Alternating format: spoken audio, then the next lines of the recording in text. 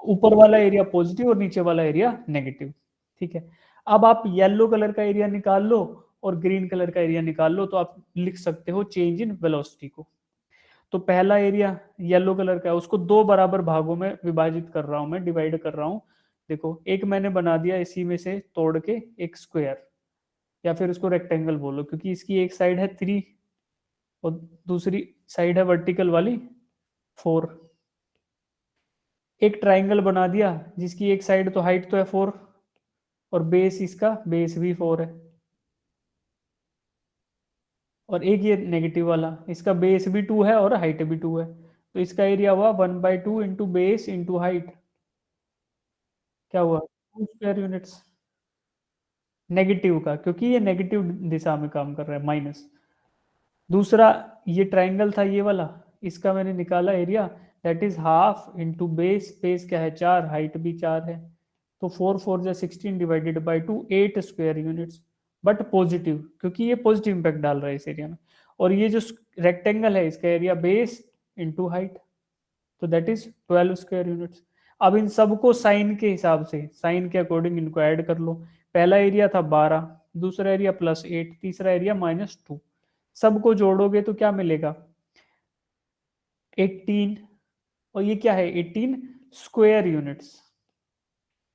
एक square unit on this graph represents metre पर second into second, यानी कि ये रिप्रेजेंट कर रहा है किसको? 1 मीटर पर सेकेंड को। एक स्क्वायर यूनिट रिप्रेजेंट कर रहा है 1 मीटर पर सेकेंड को। तो 18 स्क्वायर यूनिट्स किसको रिप्रेजेंट करेंगे? 18 मीटर पर सेकेंड को। तो 18 मीटर पर सेकेंड मुझे मिल गई वैल्यू डेल्टा वी की, और यू की वैल्यू मुझे पता ही थी 5 है। तो क्या मैं वी की वैल्यू निकाल सकता हूँ? लिख लो इसको, देखो इधर लिखते हैं राइट साइड में। डेल्टा वी की वैल्यू रखी 18 is equal to V minus U की वैल्यू मुझे पता थी 5। तो इस 5 को राइट साइड में ले आता हूँ, 5 को सॉरी लेफ्ट साइड में ले आता हूँ 5 को, तो क्या होगा? 18 + 5 इज इक्वल टू वी। तो इस हिसाब से v मेरा हुआ 23, और यूनिट क्या हुआ? Metre per second. क्यों? क्योंकि क्वेश्चन में इधर मीटर पर सेकंड दे रखा है और इधर तो ये है ही मीटर पर सेकंड स्क्वायर में, तो मीटर पर सेकंड आया। ऐसा ही, तो इस हिसाब से 23 मीटर पर सेकंड आएगा इसका आंसर।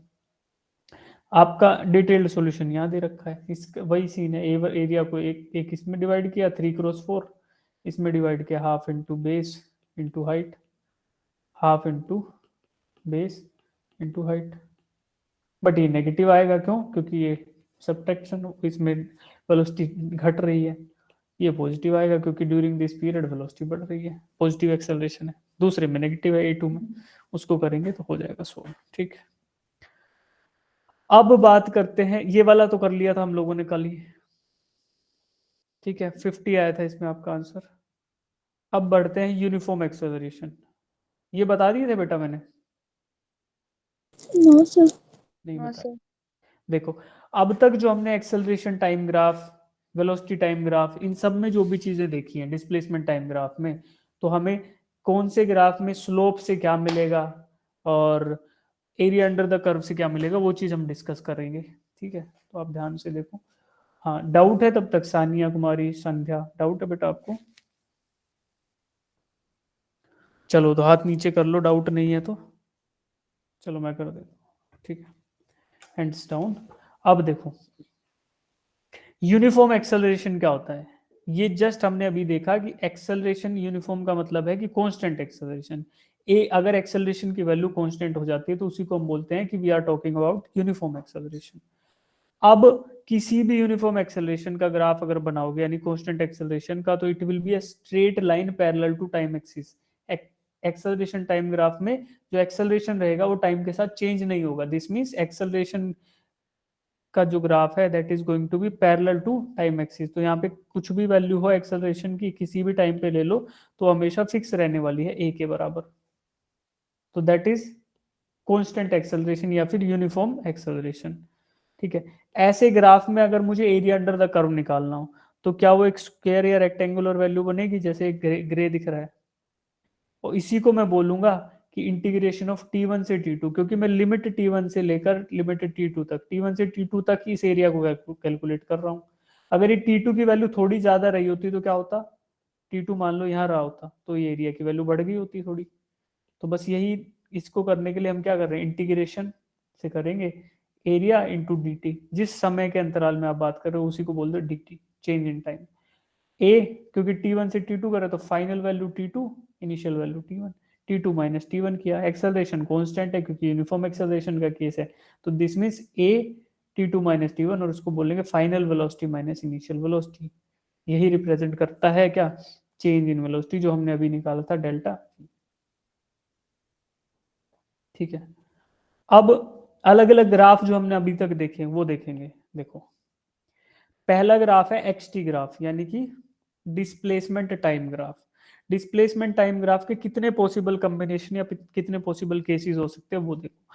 डिस्प्लेसमेंट टाइम ग्राफ पे स्लोप क्या रिप्रेजेंट करता है, मैंने आपको बताया था कि किसी भी ग्राफ पे स्लोप रिप्रेजेंट करेगा जो वर्टिकल एक्सिस पे जो क्वांटिटी है उसको डिवाइड कर दो जो हॉरिजॉन्टल एक्सिस पे क्वांटिटी है। तो वर्टिकल पे डिस्प्लेसमेंट है यानी एक्स है, और हॉरिजॉन्टल पे टाइम है। तो स्लोप क्या रिप्रेजेंट करेगा, चेंज इन वर्टिकल एक्सिस वाली quantity divided by change in horizontal axis वाली quantity, this means dx by dt। ये हो गया स्लोप। ठीक है, अब देखो, और इसी को बोलेंगे वेलोसिटी। तो ये आप ध्यान रखो कि स्लोप ऑन एक्सल X displacement time graph is velocity.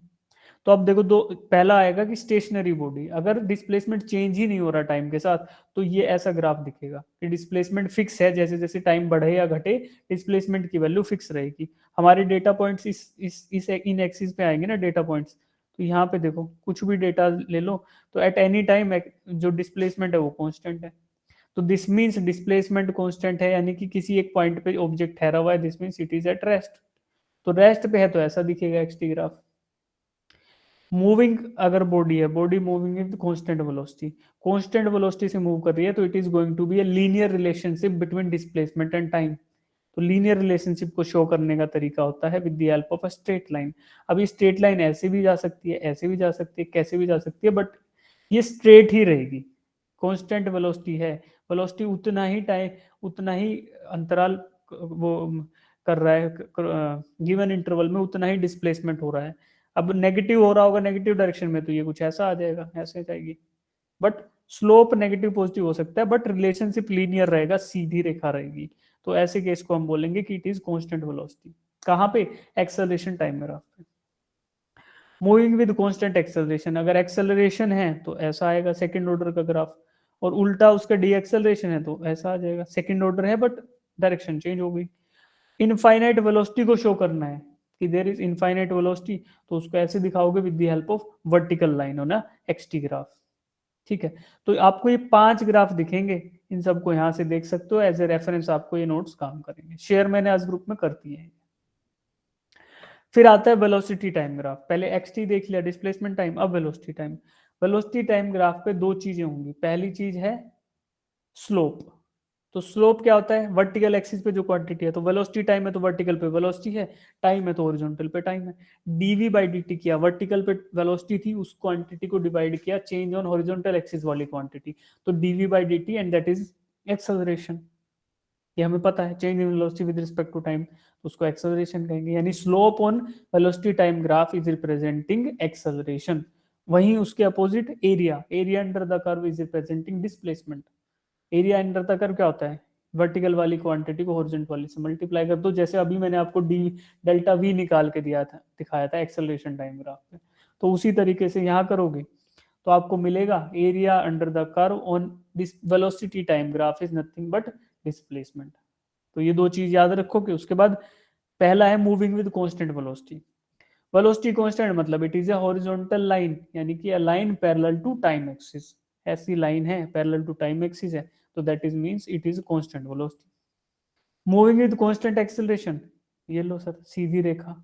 अब इनकी एक एक डिग्री घट गई है, पहले कांस्टेंट वेलोसिटी वाला जो था वो था ऐसे, कांस्टेंट एक्सेलरेशन वाला था ऐसे, कांस्टेंट रिटार्डेशन ये था, बट ये जो ऐसे था वो सीधा हो गया, जो ऐसे था वो 2 डिग्री का था वो सिंगल डिग्री हो गया। तो ऐसा हो रहा है क्यों, क्योंकि हम पहले टाइम डिस्प्लेसमेंट को देख रहे थे, वेलोसिटी को देख रहे हैं। अगर ऑब्जेक्ट रिटार्ड करेगा तो पॉजिटिव वैल्यू से रिटार्ड ऐसे हुआ, अगर जीरो से रिटार्ड होगा तो जीरो से घटते हुए नेगेटिव वैल्यू हो जाएगी वेलोसिटी की। तो हमारे पास ये 3 केस हो गए। फिर अगर इंक्रीजिंग एक्सेलरेशन है, इंक्रीजिंग एक्सेलरेशन का मतलब एक्सेलरेशन भी इंक्रीज हो रहा है, दिस मींस जर्क प्रेजेंट है। दूसरा डिक्रीजिंग एक्सेलरेशन, ऐसा होएगा वेलोसिटी टाइम। ठीक, 6 केसेस ये हो गए, इनको देख लोगे, ऐसा ही ग्राफ मिलेगा, कहीं भी मिलेगा। तो फिर बच गया 2 ग्राफ और बच गए, ये 3 है सॉरी। एक्सेलरेशन टाइम यानी 80 ग्राफ पे जो हमने अभी देखा था, जहां से हमने चेंज इन वेलोसिटी निकाला, तो when object is moving with constant acceleration तो पैरेलल दिखेगा, वो तो सिंपल सब में ही है। Object moving with increasing acceleration, तो एक्सेलरेशन बढ़ने का मतलब क्या, टाइम जैसे बढ़े एक्सेलरेशन को बढ़ा दो। घटते हुए एक्सेलरेशन, टाइम जैसे बढ़े एक्सेलरेशन को घटा दो, दिस मींस डिक्रीजिंग एक्सेलरेशन। तो ये 3 ही वेरिएशन यहाँ होंगे। बस एक चीज आप ये ध्यान रखोगे कि slope on acceleration time graph is jerk. ये क्वांटिटी होती है जिसको हम बोलते हैं change in acceleration with respect to change in time. बस उसी का डेफिनेशन है, उसी को बोलते हैं जर्क। और एरिया ये आपका काम आया था, जस्ट अभी क्वेश्चन जो हमने किया घर से करने के लिए दिया था, उसमें area under the curve on acceleration time graph represents velocity. तो ये आपके सारे के सारे ग्राफ्स के नोट्स हो गए 3 स्लाइड्स में रटने हेतु, रटने के लिए। और बाकी मैंने आपको एक बार शॉर्ट नोट्स भी भेजे थे जस्ट बिफोर द एग्जाम, तो वो नोट्स भी जो है वहां भी ये सारी चीजें इंक्लूडेड, आप वहां से पढ़ सकते हो। ठीक है, अब अब देखते हैं इक्वेशंस ऑफ मोशन। हमारे पास कुछ कुछ इक्वेशंस हैं मोशंस की। जब हम रेक्टिलिनियर मोशन या फिर मोशन इन स्ट्रेट लाइन पढ़ रहे हैं, तो उसको पढ़ने के लिए हमारे पास कुछ इक्वेशंस हैं। तो ये इक्वेशंस आपने देखी होंगी, तो मैं एक बार फटाफट बता देता हूँ, फिर आपसे डाउट पूछ लूंगा अगर किसी को समझना है। नींद आ रही है यार आज तो मुझे, पता नहीं क्यों। ठीक है, तो लेकिन अभी एक सेकंड पानी पी लेता हूँ थोड़ा सा। ठीक है, देखो बेटा, एक पार्टिकल दिया हुआ है आपको, एक कोई भी एक पार्टिकल, इक्वेशन ऑफ मोशन, जो भी मोशंस के अंदर इक्वेशन या फिर लॉज डिफाइंड है, they are defined for a particle. या तो वो पार्टिकल के लिए डिफाइंड है, अगर पार्टिकल नहीं है, मान लो I am talking about some bigger size body, कोई बड़े साइज की बॉडी है, तो फिर उस पर क्या होगा, फिर इस बॉडी का कोई सेंटर ऑफ मास होगा, यानी कि इसका जितना भी वेट है, जो मास है, उसका कोई सेंटर रहेगा। उस सेंटर के ऊपर ये सारे के सारे फोर्सेस, ये सारे के सारे नियम, ये सारे के सारे लॉज अप्लाई होंगे। ठीक है, सेंटर ऑफ मास क्या होता है, it is the point, it is the geometrical point on which the complete mass of the object is assumed to be concentrated, यानी कि जहां पे उसका सारा का सारा मास अज्यूम कर सकते हैं कि वहां पे वो मास कंसंट्रेटेड है। तो ये हम अजम्पशन रख सकते हैं, उस अजम्पशन के अकॉर्डिंग हम बोलेंगे या तो ये लॉ हमारे पार्टिकल के ऊपर लग रहे हैं, otherwise they are acting on the centre of mass of a rigid body. अब देखो, यहाँ पे मैं पार्टिकल लेता हूँ, एक पार्टिकल है ग्रे कलर का, उसकी इनिशियल वेलोसिटी, मोशन जब स्टार्ट हुआ, जब उसने मूव करना स्टार्ट किया, तो उसकी इनिशियल वेलोसिटी यू है। ठीक, फिर कुछ एक्सेलरेशन उसको ए मिला, और उस एक्सेलरेशन की वजह से और उस वेलोसिटी की वजह से वो डिस्प्लेस हो गया एस के बराबर, फाइनली उसकी वेलोसिटी वी हो। ये कहानी है इस पार्टिकल की। अब इसमें नोमेनक्लेचर जो यूज होगा वो देखो, जो उसका नामकरण है वो इस प्रकार है। यू को मैं बोलूंगा इनिशियल वेलोसिटी, जब टाइम जीरो है, यानी कि टाइम जहां से मैं टाइम काउंट करना स्टार्ट कर रहा हूँ, उस पॉइंट पे जो वेलोसिटी है उसको मैं बोलता हूँ इनिशियल वेलोसिटी, और उसको डिनोट करता हूँ यू से। ठीक, अब एक एक्सेलरेशन है, ए को एक्सेलरेशन बोलूंगा, और इस पे अजम्पशन रखूंगा कि ये कांस्टेंट रहने वाला है। इस पे दोबारा आएंगे, एक बार पहले नोमेनक्लेचर देख लेते हैं। v फाइनल वेलोसिटी किसी time instant t other than t equals to 0 पे अगर टाइम में लेता हूं, तो उस इंस्टेंट पे वेलोसिटी होगी, उसको मैं बोलता हूं फाइनल वेलोसिटी v। s क्या है, between change in position between initial and final points, जब इनिशियल और फाइनल के बीच में जो पोजीशन का चेंज होगा उसी को डिस्प्लेसमेंट बोलता हूं, तो ये डिस्प्लेसमेंट वेक्टर होगा, सीधी सी बात है। फिर फाइनल कोऑर्डिनेट या फाइनल पोजीशन को बोलूंगा xf, इनिशियल को xi। ठीक है, ये नोमेनक्लेचर हो गया। अब देखो अजम्पशन क्या है, एक्सेलरेशन ए एक्सेलरेशन के ऊपर मैंने अजम्पशन रखा है कि it is going to be constant. ये मैंने खुद अज्यूम किया है कि मैं केवल उन्हीं प्रकार के मोशंस को स्टडी करूंगा जहां पे एक्सेलरेशन की वैल्यू कांस्टेंट रहेगी। ठीक है, इसका रीजन भी है, क्योंकि आप मोस्टली आप ऐसा देखोगे कि अगर कहीं कांस्टेंट वैल्यू ऑफ फोर्स लग रही है, तो वहां पे एक्सेलरेशन कांस्टेंट रहेगा, अनलेस फोर्सेस वेरी ना करें तो एक्सेलरेशन वैल्यू कांस्टेंट रहेगी। जैसे कि acceleration due to gravity G हमेशा कांस्टेंट रहता है, मोस्ट प्रेवेलेंट कांस्टेंट जो वैल्यू है कांस्टेंट की, तो वो ये है जी। अब देखो ये बस इक्वेशंस हैं, इसलिए मैं फटाफट बता दे रहा हूं आपको, इतना टेंशन मत लेना कि सर क्या करते जा रहे हो, समझ नहीं आ रहा। अब देखो लीनियर मोशन में सबसे पहले हमने देखा था मोशन विद कांस्टेंट वेलोसिटी, यानी कि जहां पे हमारे पास एक्सेलरेशन था ही नहीं, हमारे पास केवल वेलोसिटी थी। तो उस केस में वेलोसिटी को डिफाइन किया था, velocity is equal to displacement upon time, यानी एस बाई टी। दूसरा अब पढ़ रहे हैं जो मोशन विद कांस्टेंट एक्सेलरेशन, अब अगले आज की क्लास में यही पढ़ रहे हैं हम लोग, मोशन विद कांस्टेंट एक्सेलरेशन, यानी कि जब हमारा मोशन होगा उसमें एक्सेलरेशन की जो वैल्यू रहेगी वो कांस्टेंट रहने वाली है। तीसरा होगा मोशन विद चेंजिंग एक्सेलरेशन, यानी हमारा एक्सेलरेशन चेंज हो रहा है। तो चेंज अगर एक्सेलरेशन होगा तो ये हमारे सिलेबस का पार्ट नहीं है। इसमें क्या करते हैं वैसे, अगर आपको भूला भटका क्वेश्चन भी आ जाए तो आप इंटीग्रेट कर लोगे, बेसिक जो लॉ है मोशन का, v equal to S by T, इसी पे लाओगे और इस पे इक्वेट कर लोगे। अगर आपको एस दिया है तो एस के हिसाब से निकाल लो, टी दिया है तो टी के हिसाब से। मान लो ये तो हमें पता ही है ना कि velocity is equal to D X by D T होता है, acceleration D square X by D T square होता है। तो जब एक्स एक्स एक्स कुछ फंक्शन होगा टाइम का, या टाइम मतलब एक्सेलरेशन भी टाइम का फंक्शन हो जाएगा, वो कब होगा जब एक्स थर्ड ऑर्डर फंक्शन होगा टाइम। उस तरीके की अगर सिचुएशंस बनती है तो आप लोग इस तरीके से निकाल लो इंटीग्रेशन या डिफरेंशिएशन से।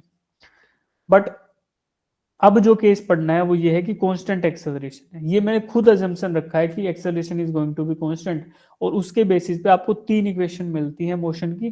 पहली है v equals to you plus A t, दूसरी s equals to U T plus half A T square, और third one is v square minus you square is equal to two A s, v square minus you square is equal to two A S. ठीक है, ये आप लोगों को तीन equation मिलती है, एक ये, दूसरी ये, और तीसरी V square minus you square is equal to two A S. ठीक है, नोमेनक्लेचर ये रहा। तो इसके बेसिस पे हम एक क्वेश्चन करेंगे, आपको सब समझ आ जाएगा। ठीक है, अब ये क्वेश्चन जिनको आता है वो स्टार्ट कर दो, तब तक मैं फॉर्मूला लिखता हूँ और देखते हैं कितने बच्चे कर पाए तो ठीक है, नहीं तो मैं बताऊंगा इसको। एक बार स्टार्ट करता हूँ। A particle starts from rest moving with constant acceleration, covers a distance of 15 metre, find the final velocity. Equations जो हमने पढ़ी वो ये है, जिनको याद नहीं है वो यहाँ से देख लो। वैसे ये आपको याद होना चाहिए, ये थ्रू आउट यूज होगा, यहाँ भी ट्वेल्थ में भी ये कहीं कहीं दूसरे चैप्टर्स में इंक्लूड हो जाता है एकदम से, कि आपको मोशन कैलकुलेट करना है तो होगा include, motion of a body. ये तीन इक्वेशन है, v equal to you plus A T, S equal to U T plus half A T square, V square minus you square equal to two S. U initial velocity है,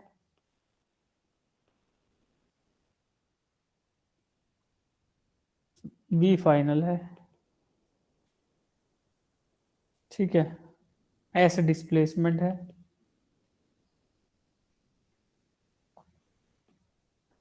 और बाकी t तो time है ही।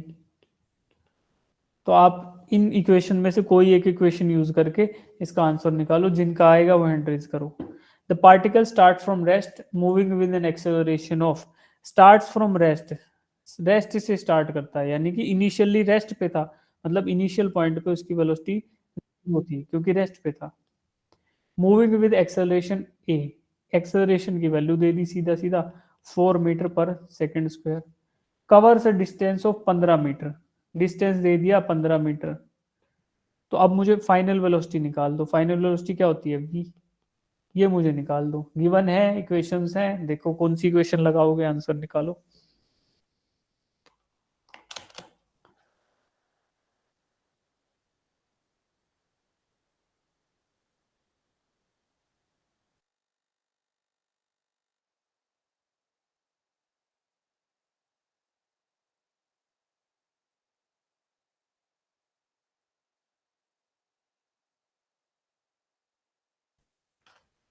जिनका answer आता जाएगा hand raise करोगे भाई, सब लोग करो नहीं तो धुआं हो जाएगा, सब करना जरूरी है।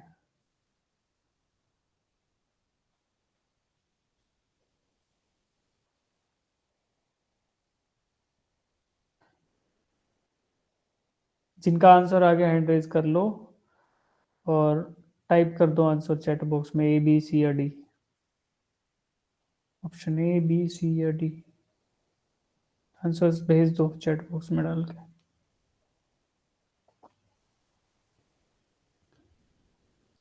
पहले मेल बॉक्स होता था, अब चैट बॉक्स होता है। पहले के जमाने में होता था ना चिट्ठी डालने के लिए, post office PO box number होता था, अभी चैट बॉक्स नंबर है। Chat box A, A option A under root 120, काफी बच्चों का आ गया।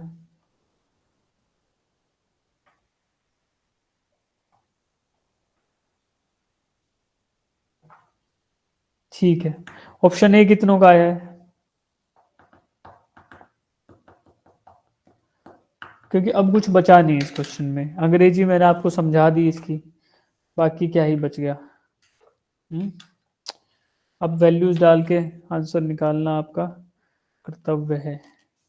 कौन सा इक्वेशन यूज करेंगे भाई? देखो वेलोसिटी दे रखी है इनिशियल, एक्सेलरेशन दे रखा है, डिस्प्लेसमेंट दे रखा है, वी निकालना है। तो ऐसा एक इक्वेशन है ये तीसरे नंबर वाला, इसमें ये तीनों वैल्यूज, चार वैल्यूज को रिलेट करता है, इसमें तीन पता है तो चौथी में निकाल लूंगा।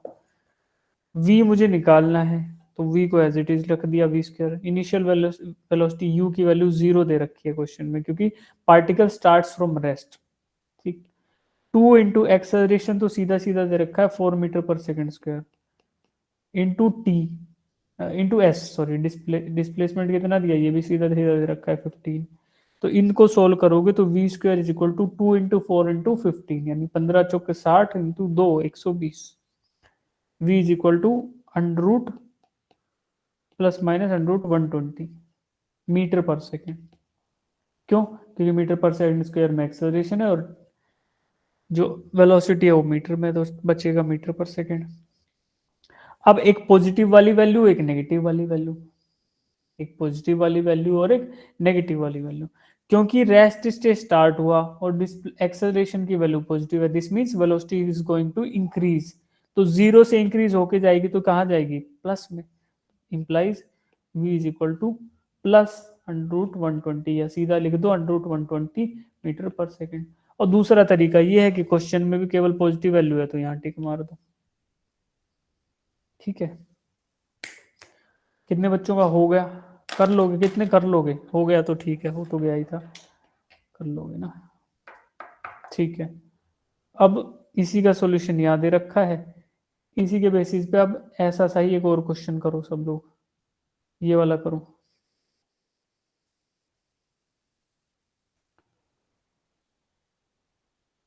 तीनों इक्वेशन फिर लिख देता हूं।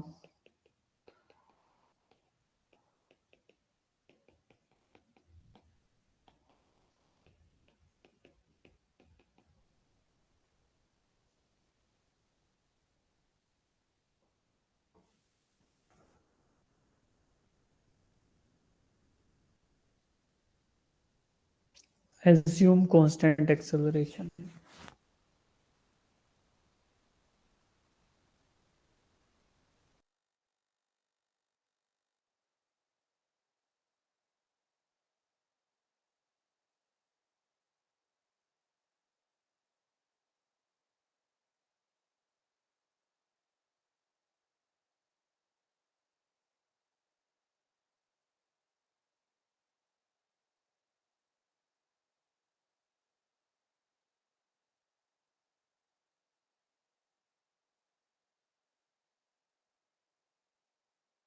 जिनका आंसर आ जाए हैंड रेज करना।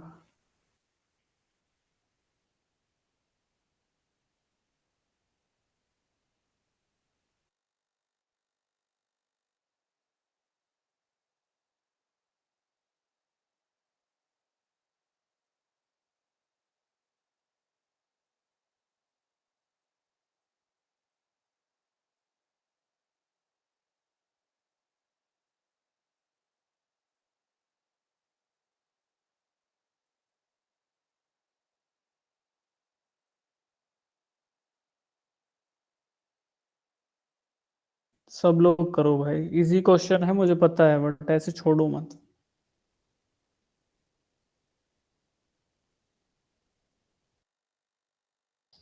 क्योंकि इजी क्वेश्चन में भी गलतियां होती हैं, पता है, सबसे ज्यादा गलतियां इजी क्वेश्चन में होती है, और उन गलतियों को बोलते हैं, क्या बोलते हैं बताओ? Silly mistakes. हाँ शाबाश, उनको बोलते हैं सिली मिस्टेक्स। और वो होती हैं just because of over confidence, कि अरे ये क्वेश्चन, मैं तो इतना तुर्रम खा आदमी हूँ, मैं तो ये करता हूँ वो करता हूँ, और ये गलत कर देता उसी में, फिर बाद में बोलता है ओ शिट गलत हो गया, लेकिन नेगेटिव मार्किंग हो चुकी होती है तब तक। तो silly mistake should be avoided, and they can be avoided just by share practice of the questions. जितने क्वेश्चंस करोगे उतनी ही कम चांसेस इसके मिस्टेक्स के। ठीक है, आंसर बताओ चैट बॉक्स में, ए बी सी या डी। डी फॉर डॉग कितने का आया? डी फॉर डॉग नहीं है, डी फॉर कुछ और अच्छा होना चाहिए। नहीं, डॉग भी अच्छा है, डॉग काफी लॉयल होता है, डी फॉर डॉग ही सही है। हाँ हाँ, डी फॉर डॉक्टर भी हो सकता है वैसे। ठीक है, सही है भाई, काफी बच्चों का आ गया। D for dog, D for doctor, अब डॉक्टर ही बोलेंगे, डी फॉर डॉक्टर। ठीक है, देखो, a body initially moving with velocity, initially moving मतलब u equals to 4 metre per second दे दिया। अटेन से वेलोसिटी ऑफ, कितना पा गई वेलोसिटी, 20 मीटर पर सेकंड, यानी कि final velocity 20 metre per second. Time दिया कितने सेकंड में, 4 सेकंड्स में। Then you have to find out acceleration, A find out करना है। यू वी टी दे रखा है, टू यू वी टाइम, ये तीनों चीजें दे रखी है, ए निकालना है। कहाँ से रिलेट होगा ये? पहला equation v equals to you plus A T, क्योंकि वहां पे v u और a और t इन तीनों के बीच के, चारों के बीच का रिलेशन है। तो v equals to you plus A T में वैल्यूज डालोगे, v दिया है 20, u दिया है 4, प्लस ए टी, प्लस ए टी मतलब प्लस ए इंटू ए की वैल्यू तो मुझे निकालनी है, टी मुझे दिया है 4 सेकंड है।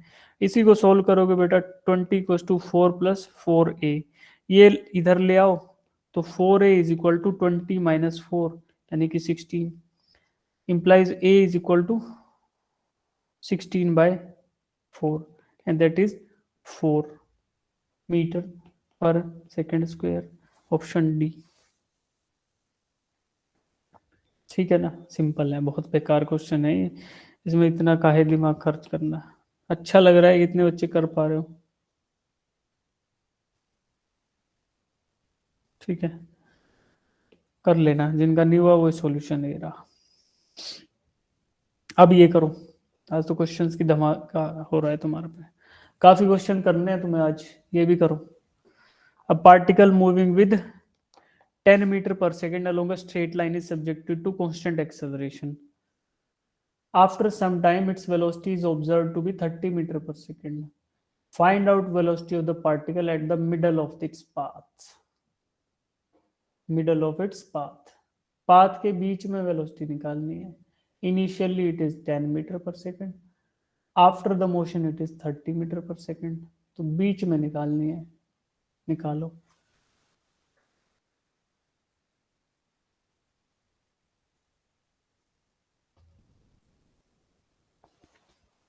कितने बच्चों के पास computer science as an optional subject है?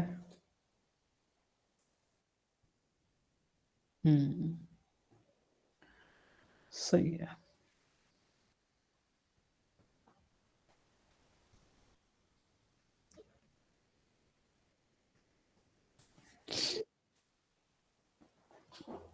जिनका आंसर आ जाएगा वो हैंड रेज कर लेना भाई।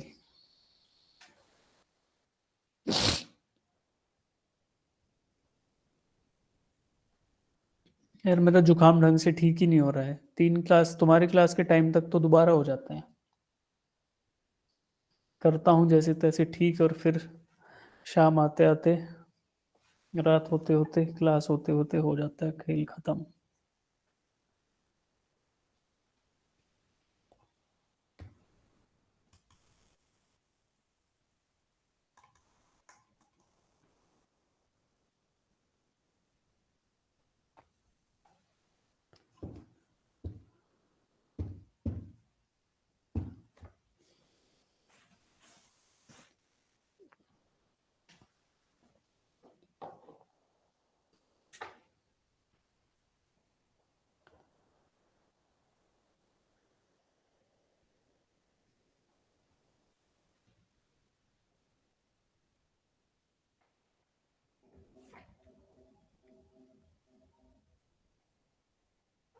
जिनका आंसर आ जाएगा वो हैंड रेज करना। देखो कुछ थोड़ा सा बता देता हूँ मैं इसको।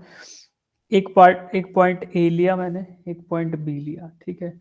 पॉइंट ए पे मुझे वेलोसिटी दे रखी है just before starting the motion 10 metre पर सेकेंड है, और जब ये पॉइंट बी पे पहुंचता है तो इसकी वेलोसिटी 30 मीटर पर सेकेंड हो जाती है।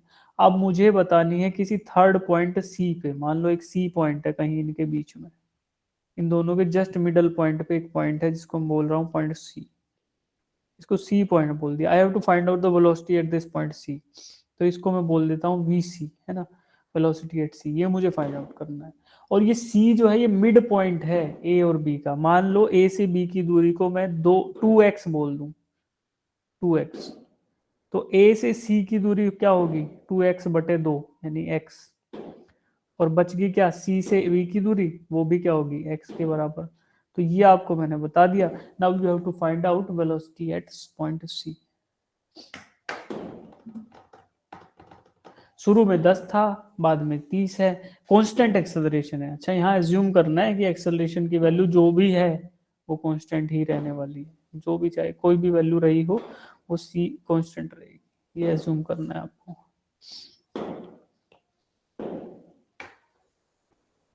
2 मिनट का टाइम और लो, सोचो कैसे हो सकता है। इक्वेशंस वही हैं, 3 इक्वेशन है, उन्हीं में से निकालना है इसका answer. v equals to you plus A T, S equals to U T plus half A T square, V square minus you square equal to 2as। ये 3 ही इक्वेशन है, इन्हीं से कुछ करके जुगाड़ निकालो वी सी पे वेलोसिटी।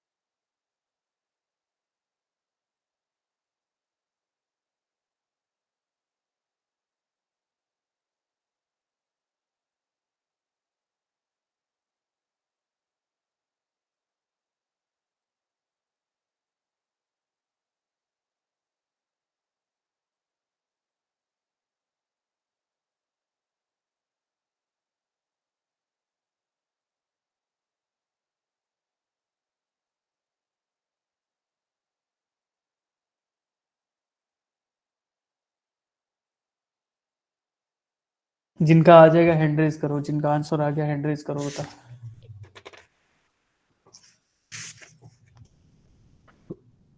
यार मैं क्वेश्चंस देख रहा हूँ, मैंने ये क्वेश्चन सोल्व भी कर दिए थे कभी जिंदगी में। खतरनाक था यार मैं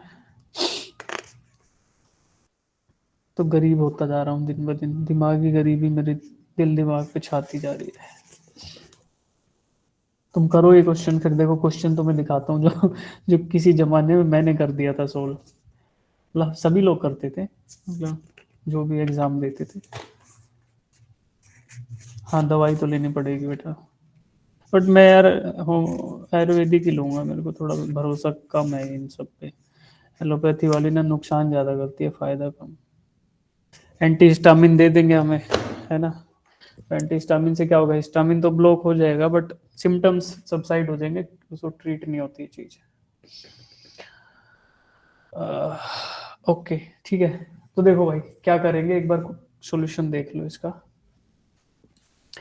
अ पार्टिकल मूविंग 10 मीटर पर सेकेंड, पॉइंट ए पे 10 मीटर पे था, जब पॉइंट बी पे गया तो 30 मीटर पर सेकेंड होगी उसकी वेलोसिटी। तो in between this path C, v C बोल दिया मैंने, इस ए से बी कोई दूरी है, उसके मिड पॉइंट को बोला पॉइंट सी, ठीक है। उस पॉइंट सी पे मुझे बताना है कि वेलोसिटी क्या है, ठीक है। ये मुझे गिवन है, अजम्पशन है कांस्टेंट एक्सेलरेशन का, और 3 इक्वेशन है मेरे पास।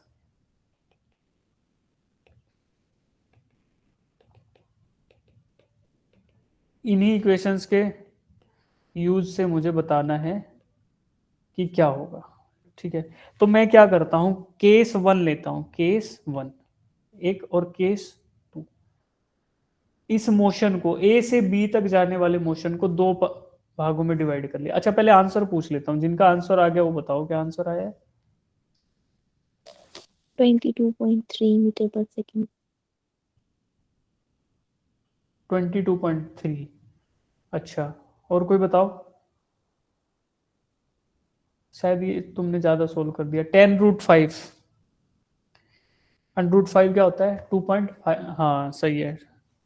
100√5 क्या होता है भाई, पूछें कैलकुलेटर से, तुम्हें याद हो तो बताओ। हाँ 22.36। कशिश का सही है बेटा। कैलकुलेटर से किया या वैसे ही कर लिया। सर खुद से किया था। कैलकुलेटर से। नहीं सर, खुद से किया था। ठीक है, वैसे भी हो जाएगा, जैसे आप लोग प्रैक्टिस कर रहे हो तो आपको याद है ना। 100√5 इज 2.23। हाँ 10√5, अगर ज्यादा सोल्व नहीं करना तो 10√5। जिनका ये आंसर आया 10√5 या 22.3, वो सही है। ठीक है, अब देखो मैं आपको एग्जांपल बता रहा था, केस 1 और केस 2। मैंने क्या किया, मोशन फ्रॉम ए टू सी, ए से सी जा रहा हूं तो उसको केस 1 बोल दिया, और सी से बी गया तो उसको केस 2 बोल दिया। अब इन दोनों दोनों कंडीशंस में मैं क्या कर रहा हूं, I will try to find out ये वाला इक्वेशन लगाऊंगा, V square equal to V square minus you square equal to 2as। अब ए से सी जब जा रहा हूं, खाली उस भाग पे फोकस करो जब when I am moving from A to C. तो इस मोशन के ड्यूरिंग इनिशियल वेलोसिटी यानी कि यू की वैल्यू क्या है, 10 मीटर पर सेकंड, और फाइनल वेलोसिटी क्या है, दैट इज वी सी। क्योंकि फाइनल तो ए से सी के दौरान, फाइनल तो वो हुआ ना, फाइनल पॉइंट सी, तो सी पे जो वेलोसिटी वही फाइनल हो गई। एक्सेलरेशन क्या है, कुछ भी है बट कांस्टेंट है, उसको ए ही ले लेता हूं मैं। ठीक। टाइम, सॉरी टाइम का तो कोई सीन नहीं है। डिस्प्लेसमेंट एस, उसको मैंने अज्यूम कर रखा है कि वो एक्स के बराबर है, तो उसको लिख देता हूँ, एक्स ही लिख देता हूँ, यानी S is equal to X है मेरे इस केस में। ये सारी की सारी वैल्यूज डालता हूँ given equation, V square minus you square equal to 2as में। तो v की जगह वी सी स्क्वायर आ गया, u की जगह 10 स्क्वायर आ गया, इज इक्वल टू 2ax। ठीक है, ये मेरे पास एक इक्वेशन आई, मैंने बोल दिया इक्वेशन नंबर 1। फिर सी से बी का जो मोशन है, सी से बी पे फोकस करो, खाली सी से बी। यहाँ पे इनिशियल वेलोसिटी क्या है, जो जो पहले पॉइंट पे वेलोसिटी यानी इनिशियल पॉइंट सी है, तो v C is the initial velocity, जिसको मैं बोलूंगा u. U is equal to v C. और फाइनल वेलोसिटी क्या है, दैट इज 30 मीटर पर सेकेंड। ठीक है, तो केस 2 में u is equal to v C, v is equal to 30 meter पर सेकेंड। एक्सेलरेशन तो वही है क्योंकि एज्यूम्ड कांस्टेंट थ्रू आउट, और displacement is equal to X, क्योंकि ये भी एक्स है, मैंने बराबर भागों में डिवाइड किया था 2x को, तो ये x आ गया।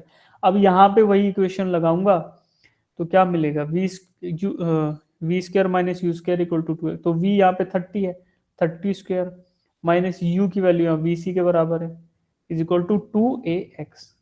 दूसरी इक्वेशन मिल गई मुझे ये।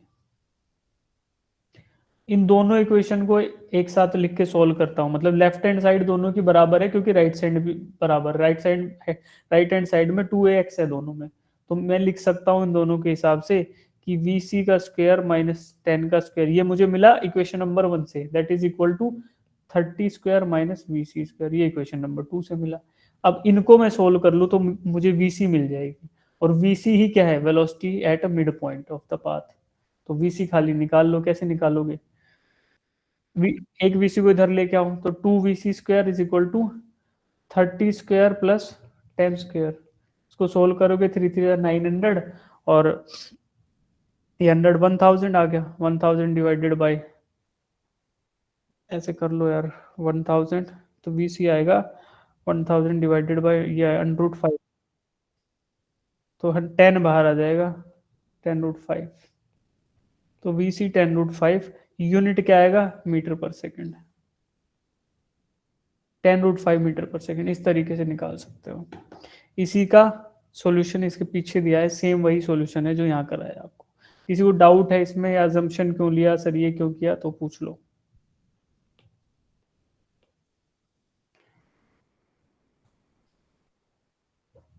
नहीं है डाउट? नहीं है डाउट तो फिर मैं क्वेश्चंस कराऊंगा तुम्हें। ठीक है, करो क्वेश्चन फिर, नहीं है डाउट तो। क्वेश्चन नंबर 1, लग जाओ। Question number 1 of this assignment, quick assignment 2, question number 1, करो सब लोग। बेहद आसान सवाल है, सब लोग अटेम्प्ट करेंगे, बेहद आसान है।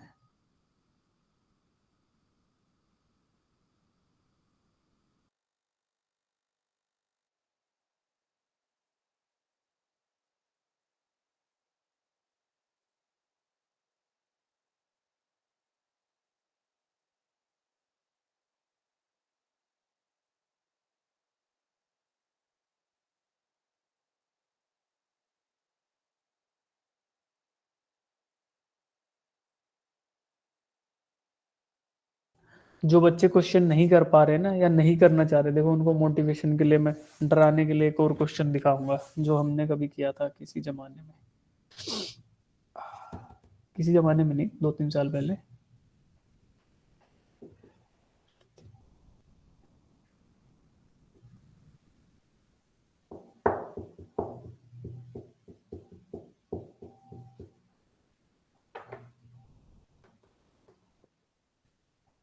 जिनका हो जाएगा हैंड रेज करना, हाँ। अच्छा बस।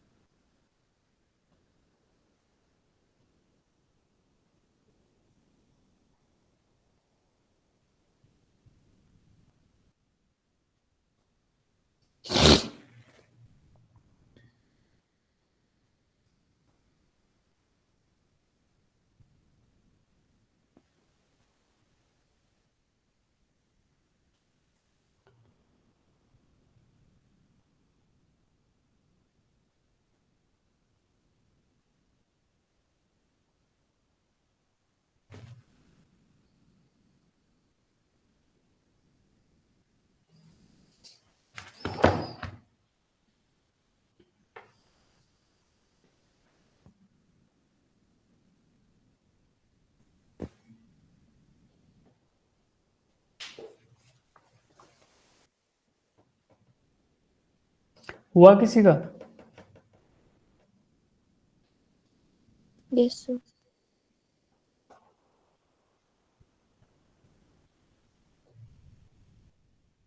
क्वेश्चन में दिया है, an automobile travelling at 40 kilometre per hour can be stopped at a distance of 40 metre by applying brakes. ठीक है, if the same automobile is travelling at 80 kilometre per hour, the minimum stopping distance in metres is.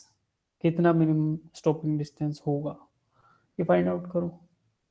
एक कोई भी गाड़ी है, 40 की speed से चल रही थी, ब्रेक लगाने पर 40 मीटर में रुक गई। वही गाड़ी जब 80 की स्पीड से चलेगी तो ब्रेक लगाने में कितने मीटर में रुकेगी, बस ये क्वेश्चन। यहाँ पे एक्सेलरेशन कांस्टेंट रहेगा, यानी कि रिटार्डेशन, डी वेलोसिटी कम होगी ना ब्रेक लगाने पे, तो रिटार्डेशन होगा। तो रिटार्डेशन की वैल्यू सेम रहेगी, क्योंकि वही गाड़ी है, उसमें ब्रेक जो लगे हैं सिमिलर ब्रेक्स हैं दोनों, तो वो काम करेंगे। बस ये आपको फाइंड आउट करना है, ट्राई करो। वही 3 इक्वेशंस है, उससे ज्यादा कुछ नहीं है। V square minus you square equal to 2as, वही है, यूज करो, हो जाएगा। ठीक है, ऐसी स्थिति में जैसे कुछ बच्चों को ये क्वेश्चन ही समझ नहीं आ रहा होगा, मैक्सिमम को आ जाता है, बट कुछ कुछ कुछ दिक्कत होती है यार, मुझे भी बड़ी दिक्कत थी अंग्रेजी में। मैं तुम्हारी दुविधा समझ सकता हूँ। और अगर फिजिक्स मजबूत और इंग्लिश कमजोर, फिर क्या होगा, फिर थोड़ी दिक्कत आती है ना? क्योंकि क्या करें, अब हमारी दुविधा है कि इंग्लिश को टेक्निकल लैंग्वेज बना दिया गया है, ये है। देखो अब तुम्हारे लिए कुछ करके दिखाते हैं हम।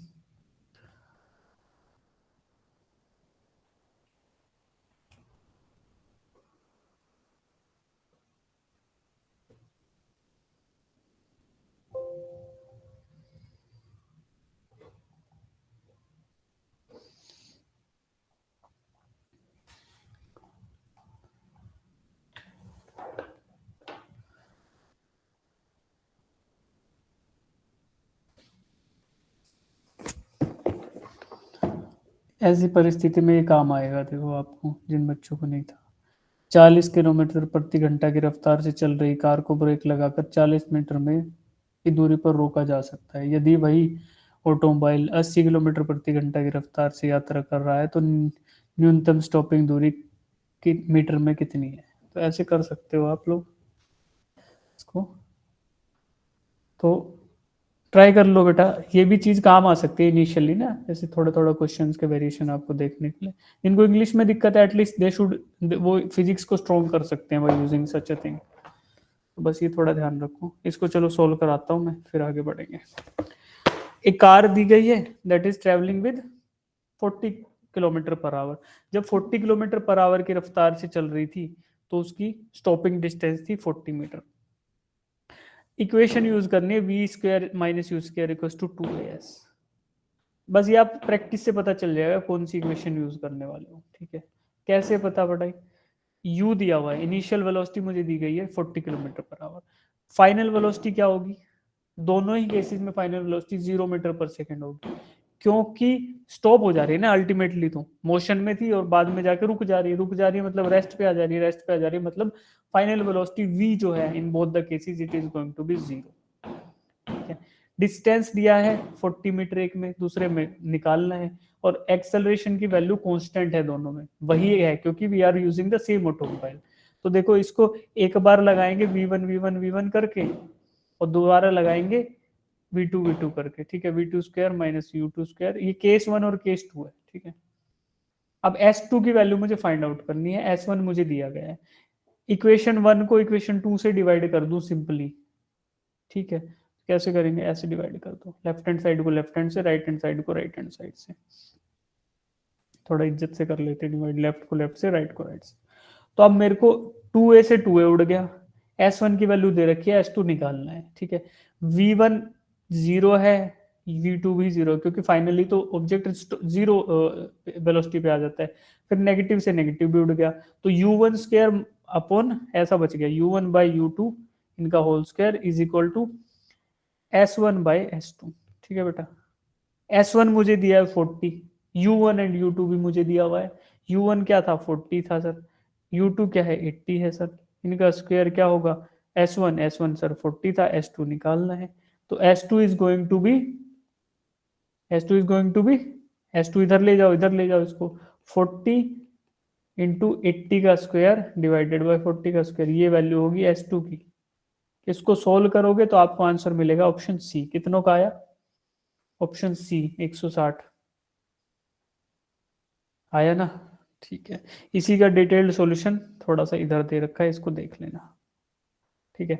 अभी दूसरा क्वेश्चन नहीं करेंगे, क्वेश्चन नंबर 4 बता दो ऐसे ही verbally. Question number 4, question number 4 का आंसर क्या आएगा, फिर एक चीज दिखाऊंगा तुम लोगों को। क्वेश्चन नंबर 4 का आंसर क्या आएगा, ऐसे वर्बली बता दो, एक्सप्लेनेशन देखेंगे अगली क्लास में। बहुत क्वेश्चन करा दिया आज मैंने तुम्हारे। क्वेश्चन नंबर 4 का ऐसी वर्बली बता दो कोई बच्चा जो कॉन्फिडेंट